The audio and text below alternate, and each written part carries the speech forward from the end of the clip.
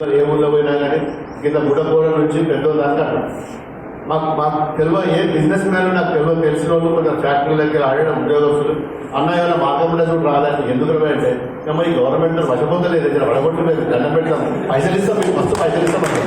కొన్ని అవసరం అనుకుంటే ఎమ్మెల్యేలు కానీ ఉత్తప్పుడు దీన్ని ఉత్సవ దరిద్రం ఇది దీన్ని మొత్తం కథ పట్టిదని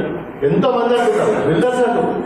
ఇండస్ట్రియలిస్టులు అంటారు మీ ఖర్చు ఎంత పెట్టుకుంటారు ఏ ఎమ్మెల్యేలు ఏం చేసుకుంటారు మీరు చేసుకోండి అనే కాడికి వచ్చిందంటే మీరు అర్థం చేసుకోవాలి గంట దుర్మార్గమైన బిల్డర్ ఆత్మహత్య చేసుకున్న సర్పంచ్ల బిల్లు రాలేదు మన ఇలా చాలా మంది ఉన్నారు బిల్లు మొత్తుకుంటారు ఎంపీడీ సర్పంచ్లు ఇల్లు కట్టిన వాళ్ళు మోరీలు వేసిన వాళ్ళు రోడ్లు వేసిన వాళ్ళు అంగన్వాడీ స్కూల్ కట్టిన వాళ్ళు సంఘాలు కట్టిన వాళ్ళు పైసలు రాలేదు. ఇక ఇంకొక ముచ్చట చెప్తా మన దుబాక గురించి దుబాక మొన్న మరొక విషయం మాట్లాడినా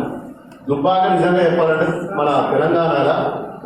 10 ఉమ్మడి జిల్లాలలో కూడా ఇంత అభిమానంగా ఏది లేదు. మనం పేరుకు దుబ్బాక నియోజకవర్గం ఏ ఊళ్ళో పోయినా కానీ కింద బుడపోల నుంచి పెద్దోళ్ళు దాకా మాకు తెలియ ఏ బిజినెస్ మ్యాన్ నాకు తెలిసిన వాళ్ళు కొంచెం ఫ్యాక్టరీలకి ఆడిన ఉద్యోగస్తులు అన్న ఏమైనా మార్గం కూడా రాదని ఎందుకు అంటే మేము ఈ గవర్నమెంట్ వశపోతలేదు ఇక్కడ వడగొట్టలేదు దండం పెడతాం పైసలు ఇస్తాం మీకు మస్తు పైసలు ఇస్తామంటే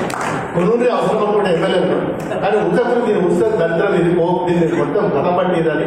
ఎంతో మంది అంటున్నారు బిల్డర్స్ అంటారు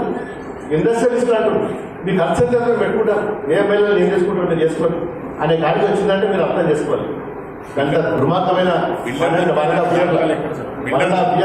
బిల్డర్ ఆత్మహత్య చేసుకున్న సర్పంచ్ల బిల్లు రాలేదు మన ఇలా చాలా మంది ఉన్నారు బిల్లు రాను మొత్తుకుంటారు ఎంపీడీ సర్పంచ్లు ఇల్లు కట్టిన వాళ్ళు మోరీలు వేసిన వాళ్ళు రోడ్లు వేసిన వాళ్ళు అంగన్వాడీ స్కూల్ కట్టిన వాళ్ళు సంఘాలు కట్టిన వాళ్ళు పైసలు రాలేదు. ఇక ఇంకొక ముచ్చట చెప్తా మన దుబాక గురించి దుబాక మొన్న మరొక విషయం మాట్లాడినా